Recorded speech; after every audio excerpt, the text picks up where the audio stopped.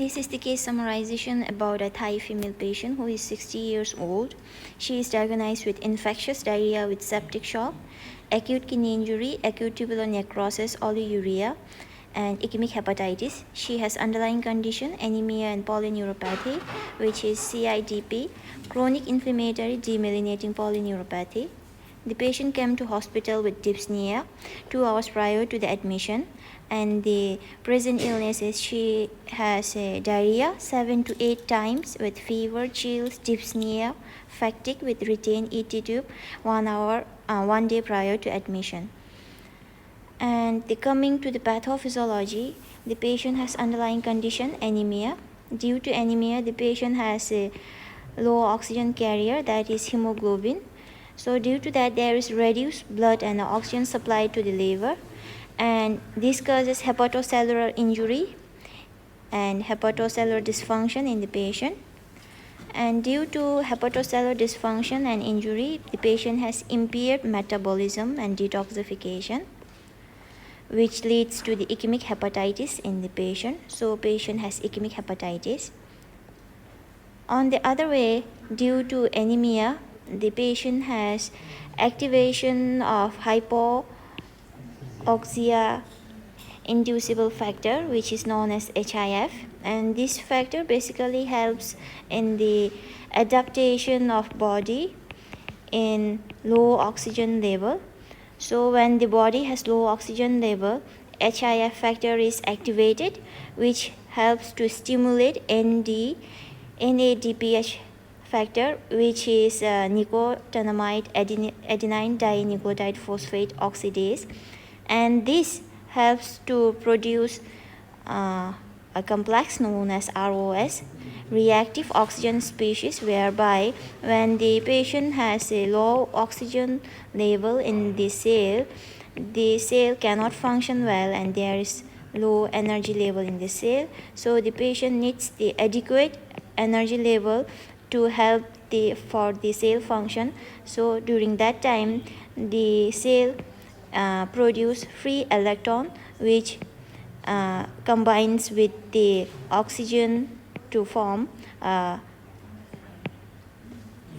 species known as a peroxide, and then this helps to maintain the oxygen level in the cell.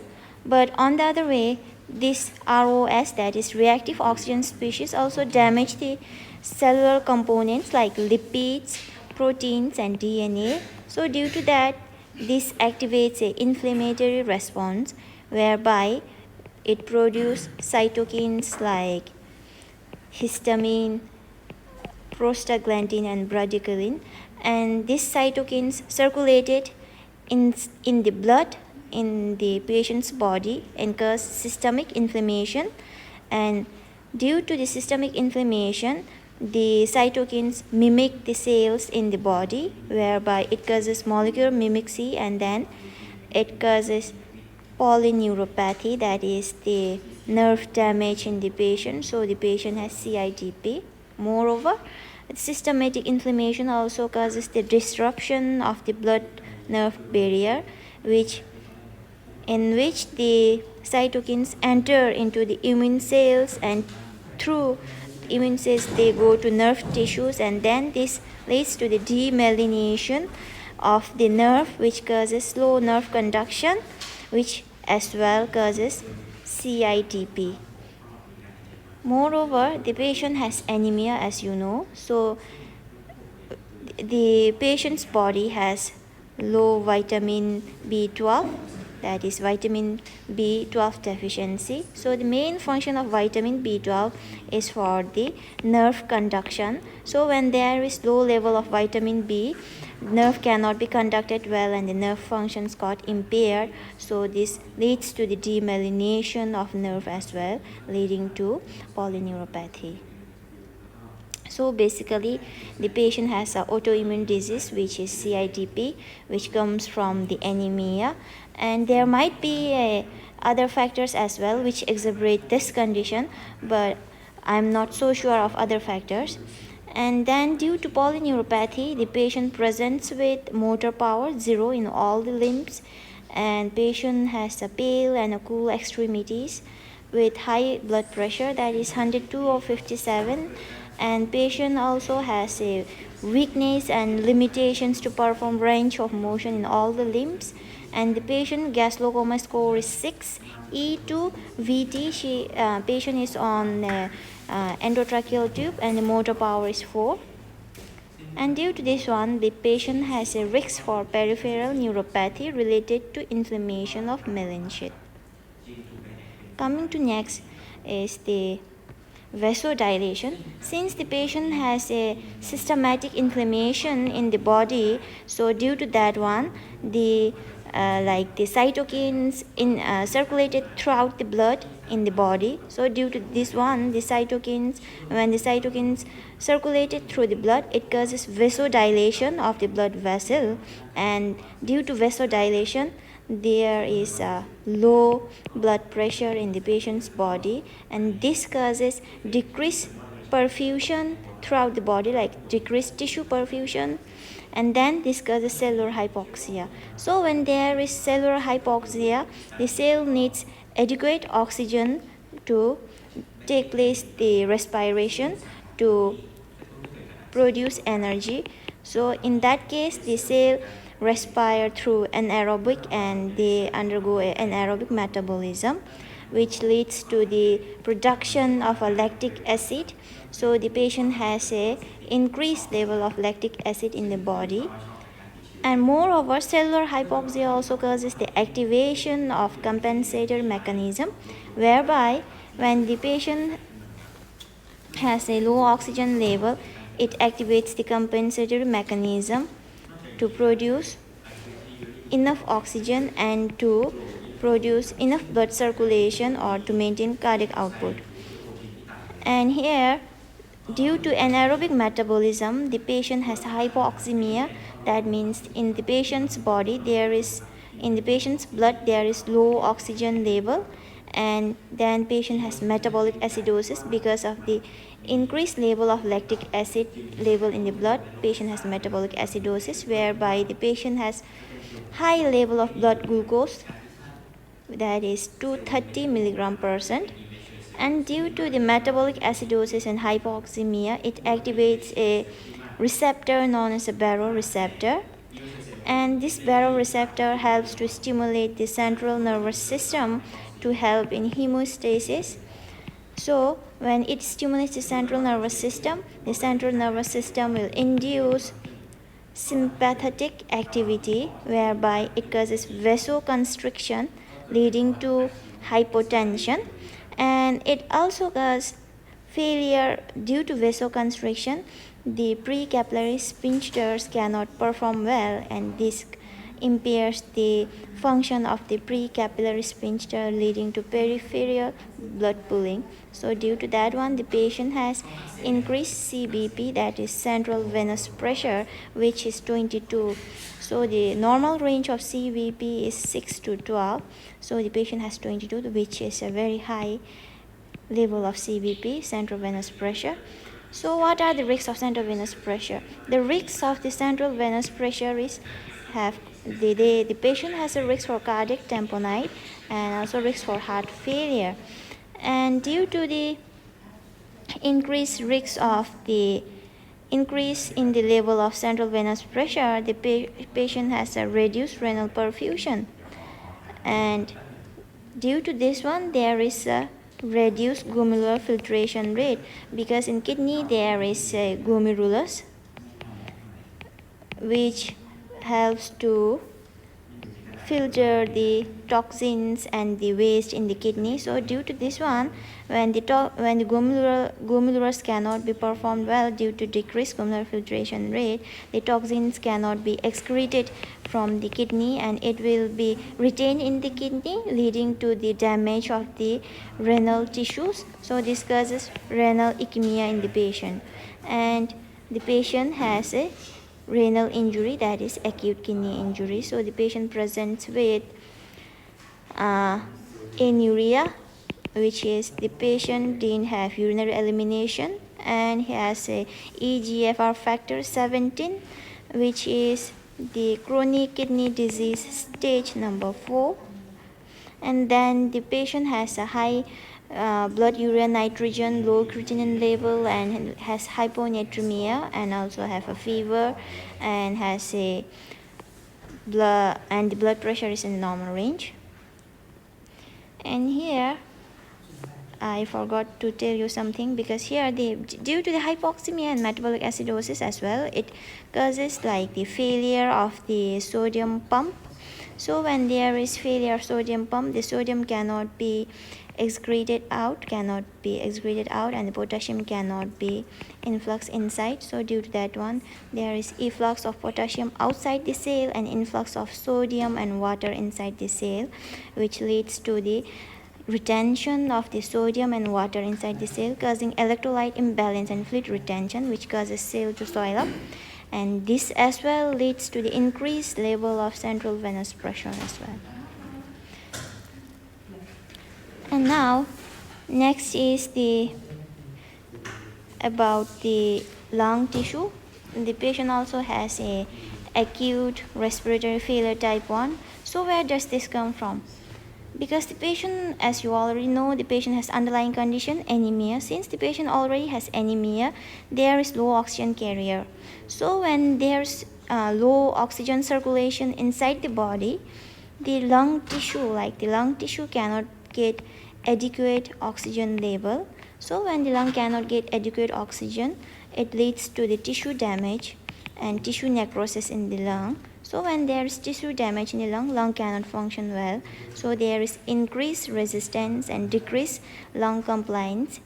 This leads to the mismatch of ventilation and ventilation perfusion, whereby ventilation means the airflow and the blood circulation inside the lung cannot be performed well, and this causes hypercapnia, which is increased CO2 level in the blood, and hypoxia, which is low oxygen level in the patient's body. So due to this one, the patient has ARF type 1, that is acute respiratory failure type 1. So the type 1 respiratory failure is also known as a hypoxemic respiration failure, which is there is inadequate oxygen level in the patient's body, which leads to the respiration failure.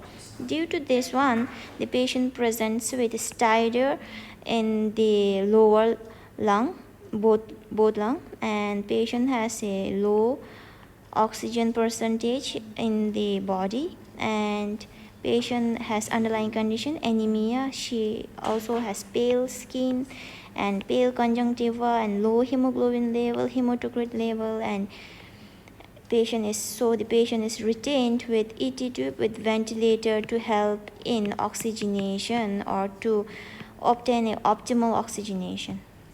That's why the patient has hypoxia related to decreased oxygen carrier and poor ventilation from ventilation perfusion mismatch. Lastly, the patient has infectious diarrhea. So where does it come from? The main etiology of infectious diarrhea is unknown and uncertain, since the patient is unconscious and in ICU. So from my own perception, there are certain etiological factors like warm, moist temperature and poor sanitation, which leads to larval migration, that is the strongyloid parasite. There is a parasite known as strongyloid. So when there is warm, moist temperature and poor sanitation, this parasite got migrated towards the patient body, because the patient has already underlying condition like autoimmune disease and anemia. So the patient have a weak immune system. So patient is prone to contacting the parasite, bacteria and infection. So when the patient body come in contact with a strongyloid parasite, those parasite migrated through the patient's body and enter the bloodstream and then are carried to the lungs. So when this parasite entered to the patient's lungs, it causes inflammation and irritation and also disrupt the normal intestinal function in the lung and also in the stomach. So due to that one, the patient has watery diarrhea, and this leads to the infectious diarrhea, also known as strongyloid diarrhea. So patient presents with a fever 38.3 degrees Celsius and the patient's stool culture shows strongyloid stercoralis. So because of that, the patient has a septic shock. So here, due to the infectious diarrhea, it induces a sepsis in the patient. So then this sepsis is exacerbated into septic shock, because due to the infectious diarrhea the patient has sepsis. So from the CIDP, polyneuropathy, from the autoimmune disease, the patient has a chronic inflammation. So due to chronic inflammation also, as I have already explained earlier, due to chronic inflammation the patient has a vasodilation, hypertension, low blood pressure and increased CBP, which all exacerbates to the sepsis symptoms resulting in septic shock. So due to this one, the patient has a risk for multiple organ dysfunction syndrome related to septic shock. Now coming to the nursing care plan. The first nursing diagnosis is risk for multiple organ dysfunction syndrome related to septic shock. And here the important nursing intervention is to provide with antibiotic, since the patient has infection and septic shock. So the main nursing intervention is to provide the patient with antibiotic. But firstly, before giving the antibiotic, we have to obtain the blood culture and we have to assess for the hemoculture, blood lactate level, DTX. And after performing all this assessment, we have to administer the patient with antibiotics. So in this case, the patient is administered with meropenem 500 milligram IV drop, which is every 12 hours. And the IV is dripped over 3 hours in normal saline solution. And the main reason of administering the meropenem is to control the infection and the shock symptoms in the patient's body. And next, we also have to administer a non-epinephrine 60 milligram or 16 milliliter mixed with 104 milliliter of dextrose water. And why we give a non-epinephrine to this patient? It's to basically to stabilize the blood pressure and to improve the perfusion to the vital organs. Because when there is like the shock, septic shock, the patient has a low blood pressure. So in order to increase the blood pressure or stabilize the blood pressure and to induce effective perfusion, the patient is given with norepinephrine. Next, we also load the patient with a normal saline solution 1000 ml with IV rate 60 milliliter per hour. So this is to increase the intravascular volume and to prevent hypovolemia or to prevent hypovolemic shock and to improve tissue perfusion, to prevent tissue necrosis and all. Next, she is also provided with adequate oxygen supply. So the patient is already on the ventilation, so the patient's ventilation parameters are assessed and make sure the patient's ventilator parameters are in accordingly with the doctor's order plan to receive the adequate oxygen supply to the patient. Lastly, the patient has to control the blood glucose level and need to assess the DTX before meal and after meal as well, that is 80 to 180 milligram per person. So the DTX needs to be maintained in this range and have to administer the regular insulin accordingly with the blood glucose level.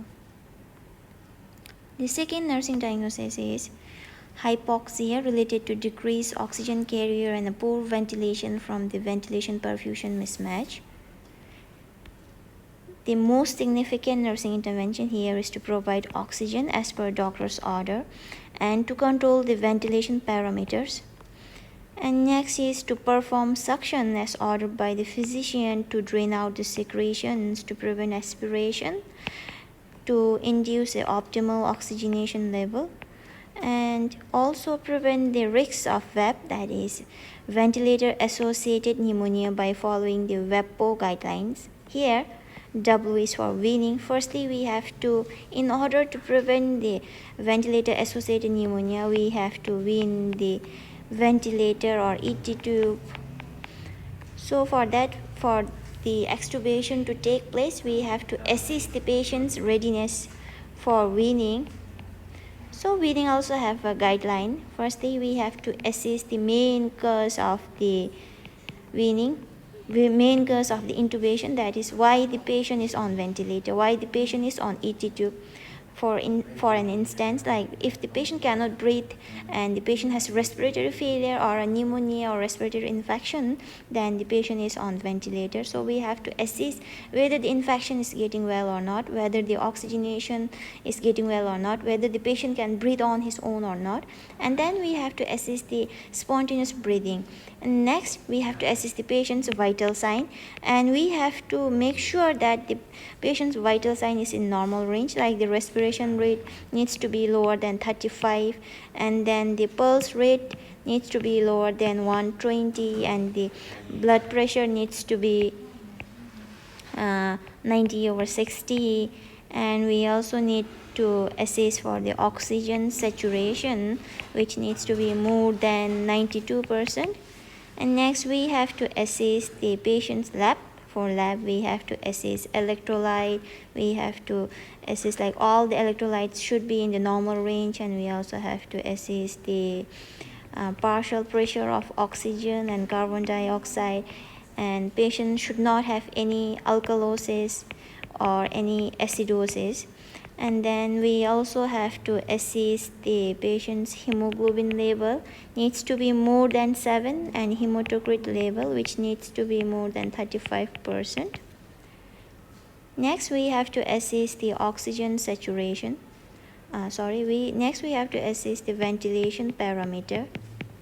Tidal volume needs to be 5 milliliter per kilogram, and PEP needs to be 5 centimeter per water. And then we have to assess for the patient's EKG. There should not be any VT or SVT. And after that one, we can go with the the weaning. If all these indicators are assessed and it is in the normal, we can go on with extubation. And next we have to after extubation, we have to go with the hand hygiene. So we have to perform hand hygiene in all the dimensions, like before giving care, after giving care, and before feeding, and before giving bath, after changing the dressing and all. And next is we have aspiration prevention, that is we have to elevate the patient's bed, like head elevate in semi-fowler position or a fowler position, to prevent aspiration, like before giving the meal, before feeding or after feeding. And also need to perform suction to prevent the aspiration as well. And we have P here, and this P is for the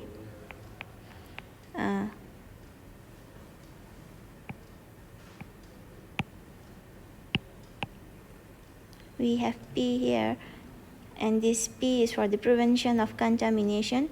So in here we have to assess the ventilation circuit and make sure there is no water residuals in the ventilation circuit, and we have to remove all the water residuals from the circuit before it's being completely filled to prevent the contamination. And lastly we have O here, it is for oral hygiene.